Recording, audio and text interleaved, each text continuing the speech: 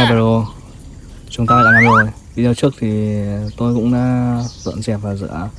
Video này là vẫn có những đồ chơi là chúng ta chưa dọn dẹp. Đây, nhìn thấy rất là bẩn.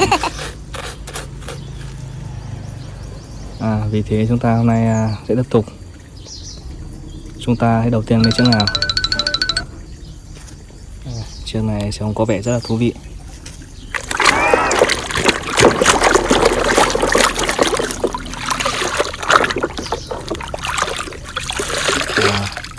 Một chiếc xe khá là dễ thương.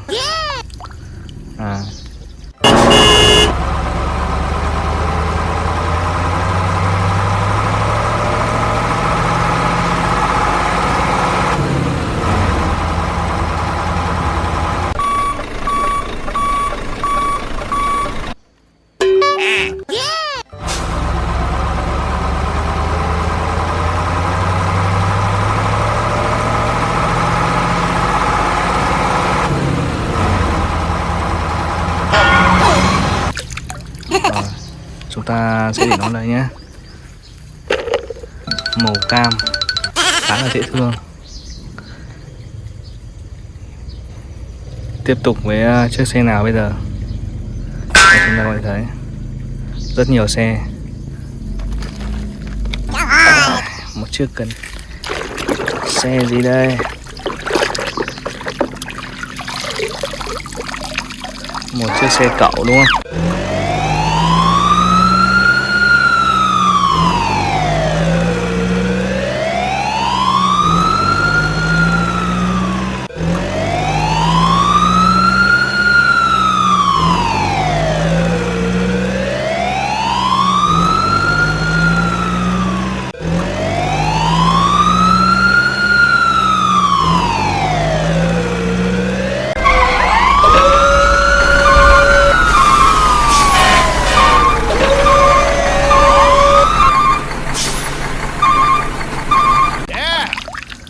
Màu xanh.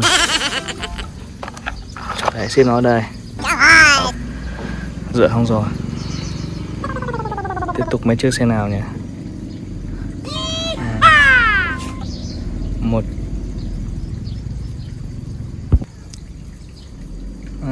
chúng ta hãy bắt đầu với chiếc xe này đi. Chiếc xe gì đây?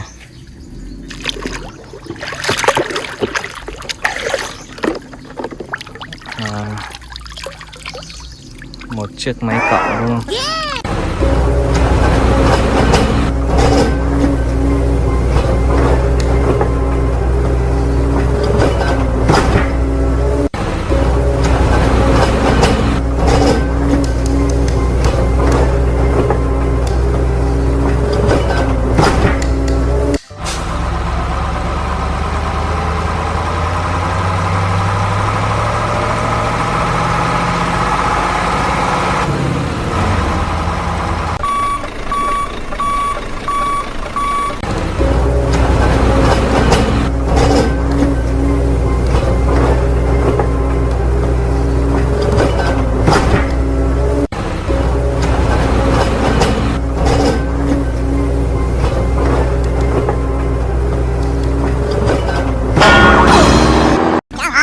Khá là đẹp. Chúng ta hãy xếp nó ở đây.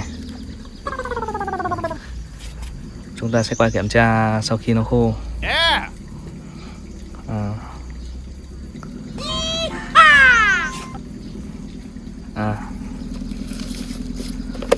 Chúng ta bắt đầu rửa chiếc xe này.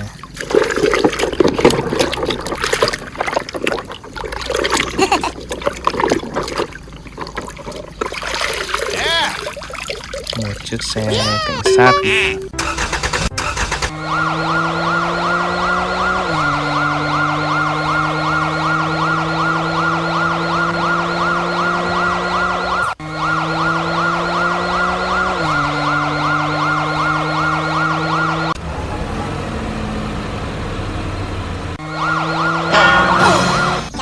Police.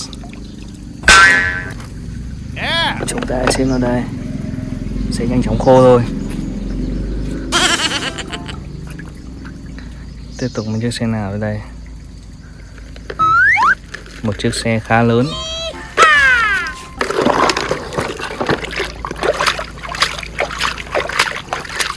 Đây là một chiếc xe cẩu cả.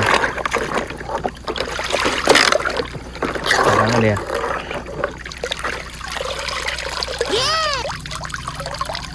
Khá đẹp.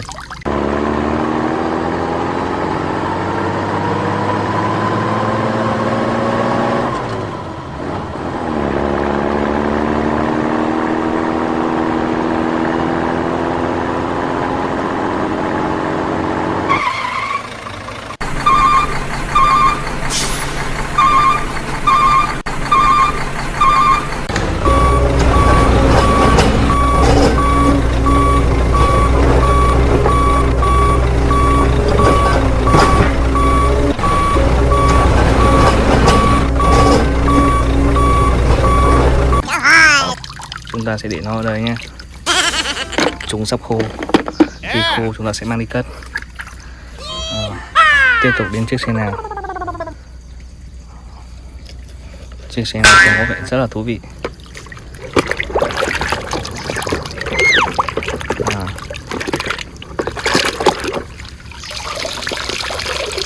Một chiếc xe màu vàng khá là đẹp.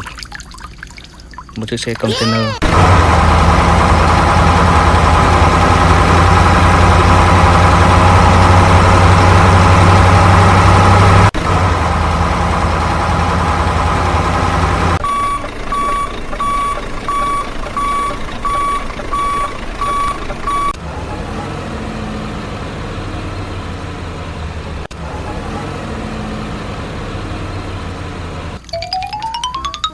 Xếp theo thứ tự đặt chúng ở đây.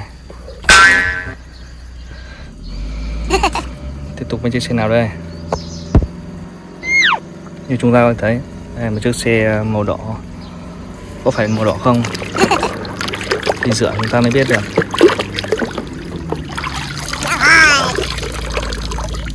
Wow, một chiếc xe khá là đẹp. Cái xếp chúng ở đấy. Đẹp. Tiếp tục mấy chiếc xe nào đây? Một chiếc xe tải cỡ lớn ư? Trông khá là hấp dẫn. Bởi vì thật sự chúng ta không biết là bên trong là sau khi rửa sạch thì chúng như nào. Một chiếc xe tải cỡ lớn.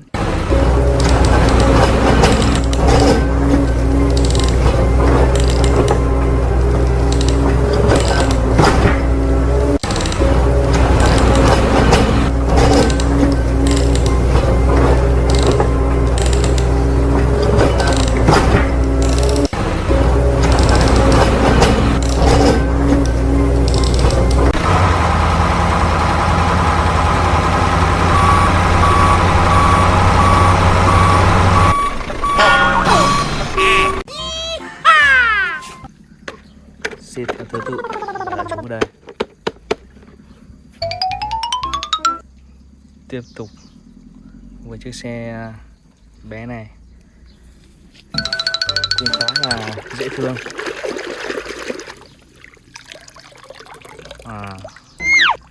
Thì ra là một chiếc xe cứu hỏa.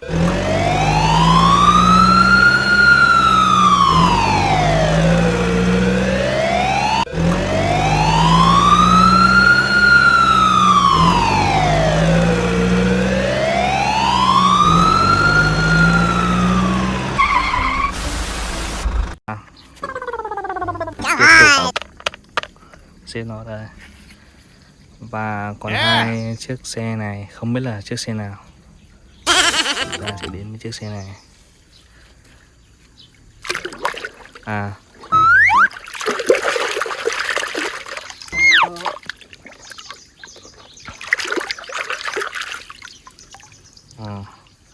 Hóa ra không phải chiếc xe mà đây là một chiếc trực thăng.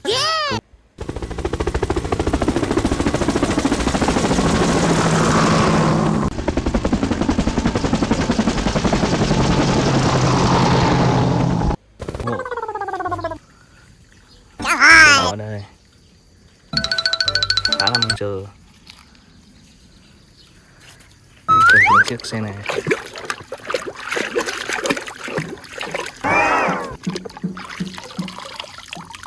Một chiếc xe cẩu.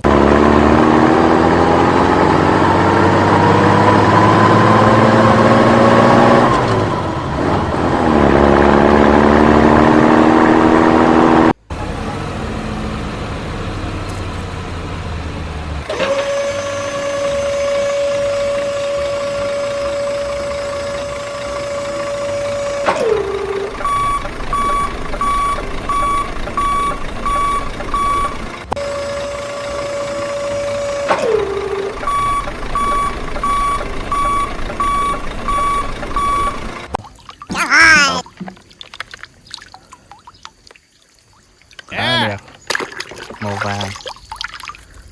Chúng ta sẽ để nó ở đây. Wow, không ngờ lại những cái xe này khi rửa xong thì sạch như thế này, quá đẹp. Trong video tới tôi sẽ mang lại nhiều thú vị cho các bạn hơn. Hai Pro, bye bye, xin chào và hẹn gặp lại.